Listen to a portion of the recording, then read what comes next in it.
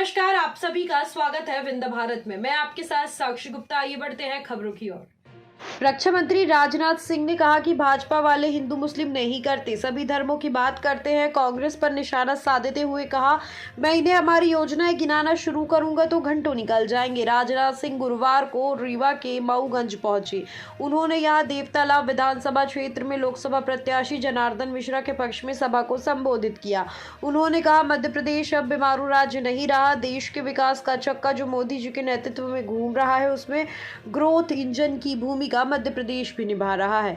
राजनाथ सिंह रीवा के सतना के नागौद जाएंगे। यहाँ आगौल मैदान में जनसभा को संबोधित करेंगे। रक्षा मंत्री 3:45 पर हेलीकॉप्टर से प्रयागराज रवाना होंगे। वहीं उन्होंने मोदी जी के पैसे देने की बात में कहा कि कांग्रेस कहती है कि 6,000 रुपये किसानों को दे दिए, कौन सी बड़ी बात हो गई, लेकिन 2,000 रुपये नहीं होते तो किसान खाद बीज नहीं खरीद पाते। मोदी जी पैसे दे रहे हैं, इसमें क्या दिक्कत है? ये सिर्फ एक योजना है। ये हमारी योजनाएं गिनाना शुरू करूंगा तो घंटों निकल जाएंगे।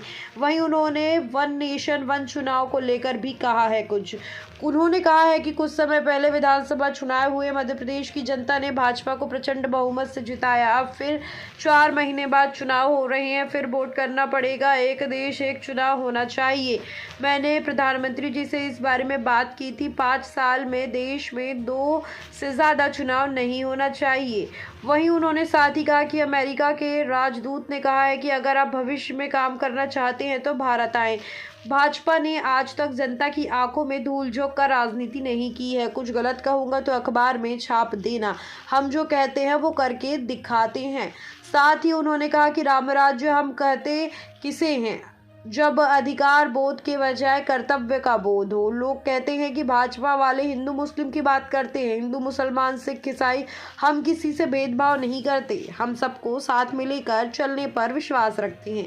साथ ही उन्होंने भारत दुनिया में 5वें स्थान पर पहुंचा, इसको लेकर भी बात कही है। धन दौलत इकोनॉमी के मामले में हमारा भारत 11वें स्थान पर था, आज वही भारत 5वें स्थान पर है। 2024 में खत्म होते ही, या माफ़ कीजिएगा, 2024 के खत्म होते ही हम टॉप 3 में शामिल हो जाएंगे। विश्व की कई आर्थिक शक्ति बनेगा भारत।